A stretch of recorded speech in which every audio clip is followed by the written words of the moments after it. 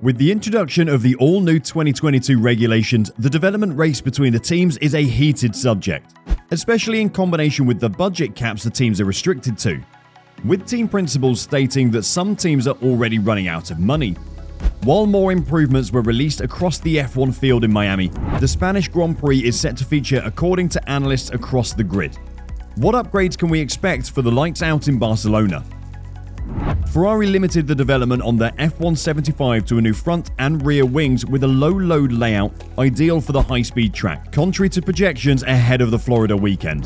The floor design that was briefly spotted following the Emilia-Romagna Grand Prix at the Pirelli test did not feature in any of the free practice sessions. As a result, the final version of this floor is likely to arrive at the Circuit de Barcelona-Catalunya with a significant revisions to the side edge profile.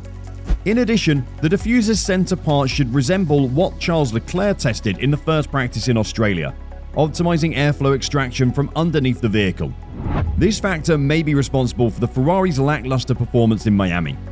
In terms of Red Bull, the Milton Keynes team will launch a major package in Spain under the technical guidance of Adrian Newey.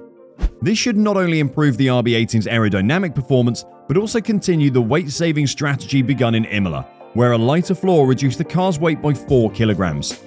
The apparent goal is to reduce the car's weight by another 7 kilos, pushing Red Bull closer to the minimum weight limit of 798 kilograms.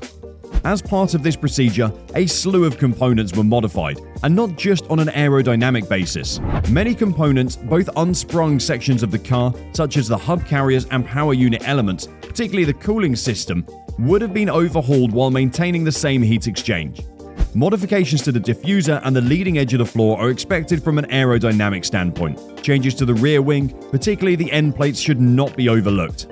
As a result, rivals will be paying close attention when the latest modifications are applied to the RB18, not just to see what Newey and his team have concentrated on, but also to assess the package's financial impact, keeping in mind the budget constraint.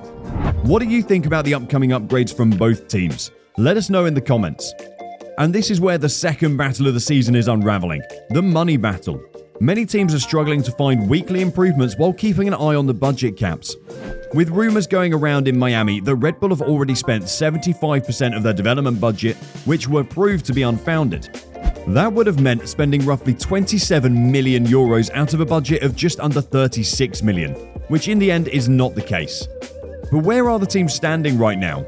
Red Bull's aero development has been solely focused on bodywork and the evolution of front and rear wings, based on the individual load needs of the various circuits, since the start of the season, and more especially since the first test in Barcelona. Apart from that, the only other change was the previously mentioned weight-lost floor layout. Other CNC machine pieces were made lighter, although the cost of doing so was only in the tens of thousands of dollars. According to sources, Red Bull has spent no more than 18% of its development expenditure so far. However, it appears that the Barcelona package will not be Red Bull's biggest of the season.